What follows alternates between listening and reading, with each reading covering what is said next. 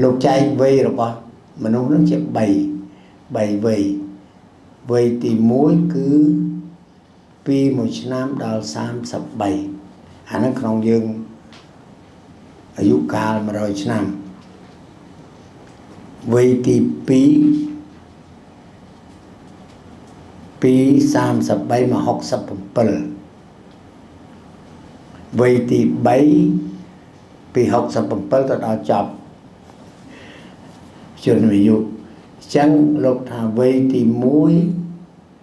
vây thì pi vây thì bảy cứ đó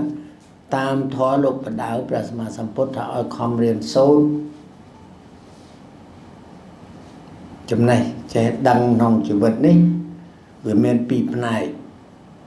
chữ vật dưỡng để cạt lá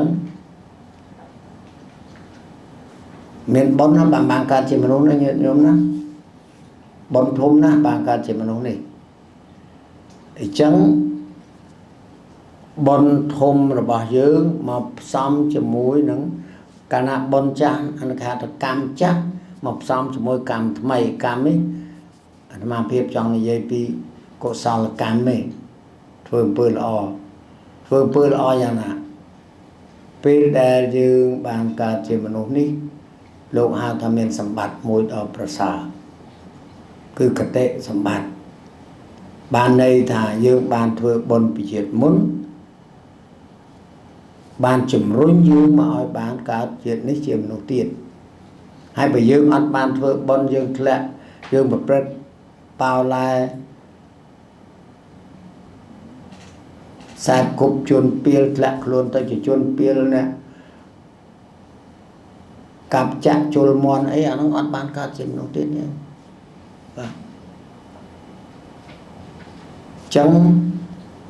វ័យទី1លោកថាបើសិនជាផ្លត់ស្នៀតនៅវ័យទី1គឺពីអាយុ1ឆ្នាំដល់33មិនបានធ្វើបុណ្យធ្វើទានរក្សាសិលសូមឲ្យទៅដល់វ័យទី2កំខានហើយបើវ័យទី2នោះវាផ្លត់ទៀតថាដល់វ័យទី3រផុតវ័យទី3អស់វ័យទី3អត់ធ្វើអីគឺថាមានទោសធ្ងន់ព្រះអង្គលោកសម្ដែងលោកបង្ហាញសំណួរទៅដល់ភិក្ខុសង្ឃដែលនៅជាមួយលោកហ្នឹងកំពុងប្រជុំក្នុងព្រៃហ្នឹងលោកចាប់ដៃខ្សាច់មកប្រហោះលោកទៅមកហើយលោកទម្លាក់រោយ៉ាងមកលោកសួរថាដីដែលអាត្មាតថាគតលើកនេះប្រៀបជាមួយដីដែលនៅក្នុងសកលលោកអាណាច្រើនជាងគឺថាជាភាសាអង់គ្លេស of course អាកែវច្រើនណាស់ចឹងនេះតិចបានព្រះអង្គលោកសម្ដែងថាណាមនុស្សក្នុងឋានៈជាមនុស្សនៅលើលោកនេះមានបែបប៉ុណ្ណឹងណាសល់ពីនោះសត្វតាជាសត្វមនុស្សនេះចង់និយាយថាទាំងទេវតាទាំងមនុស្សដែលជាអ្នកល្អដឹងខុសដឹងត្រូវនោះមានប៉ុណ្ណឹងសល់ប៉ុណ្ណឹងជាសត្វដេរិឆានប្រែតនរកអីចឹងទៅពួកអបាយភូមិហើយតើអ្នកដែលមកបានកើតជាមនុស្សនេះដោយសារប្រភពអីដោយសារពីជាតិមុនជាមនុស្សហើយជាអ្នកមានសត្វចឹងបានលោកផ្ដាំថាសូមអ្នករក្សាសិលក្នុងពេលវ័យទី1ហើយបើផ្លាត់ស្នៀតភ្លេចដោយបច្ច័យណាមួយសូមវ័យទី2វ័យទី1ពី1ទៅដល់33វ័យទី2ដល់67ដល់ពី33ដល់67លើសពីនឹងទៀតអានឹងអាចចង់ផ្លាត់ចឹងតែព្រះអង្គចង់សម្ដែងនេះចង់ថាត្រូវសាងបុណ្យហ្នឹងវាមាន3ផ្នែកទី1លោកហៅថាទានញាតិញោមធ្វើច្រើនណាស់ដាក់បាតលោកគេបច្ច័យលោកទៅវត្តអីចូលបុណ្យនេះបុណ្យនោះអីចឹងទៅធ្វើបុណ្យរួមជាមួយគេទី2រក្សាសិលទី3ក្រៅពីរក្សាសិល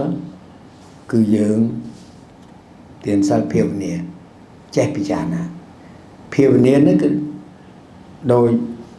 លោកប្អូនប្រុសខ្ញុំគាត់មានភាសាមែនគឺថាត្រូវចេះគិតពិចារណាអ្វីខុសអ្វីត្រូវអ្វីគួរធ្វើអ្វីមិនគួរធ្វើអាហ្នឹងហើយហៅថាភាវនានៃជ្រៅទៅគឺភាវនានេះគឺសិក្សាអំពីចិត្តរបស់យើងត្រួតចិត្តរឿងតើបើលោតបើផ្លោះយ៉ាងម៉េចអីយ៉ាងម៉េចចេះរៀនទប់អីខ្លួនឯងបានអាហ្នឹងចូលក្នុងអភិធម្មត្រូវមិនអាត្មាចង់និយាយអាត្មាដែលចង់និយាយនេះគឺថាចម្លើយចំពោះព្រះសម្មាសម្ពុទ្ធដែលលោកថាដៃនេះលោកថាសត្វលោកច្រើនណាស់តែមិនបានកើតមកជាមនុស្សហើយបានកើតជាមនុស្សហើយបើភ្លេចខ្លួនលោកប្រៀបធៀបថាដូចក្មេងទៅលេងសមុទ្រសបាយអើយសបាយតកែបនាំគ្នាលេងទៅពូនដីខ្សាច់ទៅខ្សាច់ហើយពូនបានល្អជាងអញអន់ជាងហើយទៅជន់គ្នាបោះឯងកាយទៅខឹងទៅជួនកាលដល់វាយគ្នាទៅហត់ចាប់ធ្វើតទៀតដល់ពេលថ្ងៃរសៀលមិនអាចប្រាប់កូនអើយដល់ម៉ោងទៅផ្ទះអាហ្នឹងគឺម៉ោងស្លាប់ណាអាត្មាប្រៀបធៀបចឹងដល់ម៉ោងស្លាប់ចូលបានធ្វើអីជាសារៈសំខាន់ក្នុងជីវិតចឹងព្រះអង្គថាយើងគួររក្សាសិលអាត្មាចង់លើកនេះលើកតែសិលឯខ្លីដោយសារពេលខ្លីមិនចង់ធ្វើបាបញោមសិលជាបុណ្យទី2បុណ្យទី1គឺដាក់ទានចំណាយទ្រព្យសម្បត្តិសាងសង់អីចឹងទៅអញ្ចឹងក្នុងធម៌ហ្នឹងលោកតែងតែសម្ដែងថាពុទ្ធបូជាមហាដៃជោអ្នកដែលសាងព្រះបូជាព្រះគោរពព្រះ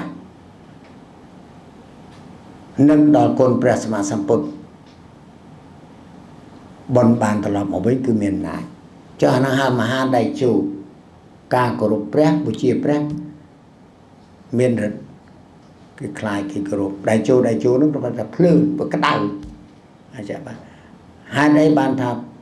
សាងព្រះមានអំណាចអាត្មាសូមលើករឿងខ្លីមួយមានកុមារម្នាក់ជាកូនអ្នកក្រនៅតាមមូលដ្ឋានស្រុកស្រែនោះទៅឃ្វាគោហើយគោនោះបញ្ចូលស៊ីជ្រៅទៅវាចេះចូលទៅដេញគោតាមយកគោមកវិញចូលទៅដល់ជ្រៅនោះស្រាប់ឃើញព្រះពុទ្ធរូបមួយអង្គតែនៅក្នុងព្រៃហ្នឹងគឺចោលនៅក្នុងព្រៃហ្នឹងព្រះអង្គគង់ឈរតបេះម្រាមដៃចង្អុលដៃមួយនៅក្នុងចិត្តទាំងព្រះពុទ្ធអត់មានម្រាមដៃចឹងអត់សមតកាយយកដីឥដ្ឋញោមមិនសូវដែលឃ្វាគោសុកស្រែបែបស្ដាប់អាហ្នឹងបាននៅតាមស្រែនោះវាមានគ្រប់ហ្នឹងតពាំងទឹកមានដីឥដ្ឋមានអីចឹងទៅយកដីឥដ្ឋនឹងរឹងយកមកធ្វើដូចជាម្រាមដៃមួយមកបិទចំកន្លែងម្រាមដៃព្រះអង្គដែលបាក់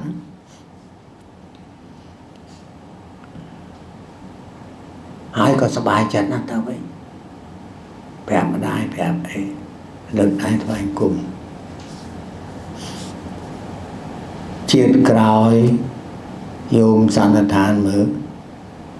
ក្មេងគ្វាគូដែលគាត់តែយកដីឥដ្ឋមកប៉ិនមេដៃយកមកធ្វើជាមេដៃជំនួសប្រគេនព្រះសម្មាសម្ពុទ្ធជួសជុលព្រះសម្មាសម្ពុទ្ធកើតជាស្ដេចចក្រពត្តិស្ដេចចក្រពត្តិនេះប្រែថាស្ដេចដែលមានទស្សពិតរាជធម៌ធម៌10ប្រកាន់នៅគឺលោកអ្នកធ្វើទានាងសេឡាបរិច្ចាកាំងគឺធ្វើទានធ្វើសិលលោកធ្វើបរិច្ចាគលោកមិនប្រាអំពើហិង្សាលោកខន្តីលោកមិនរំលោភច្បាប់វាមាន10ទានសិល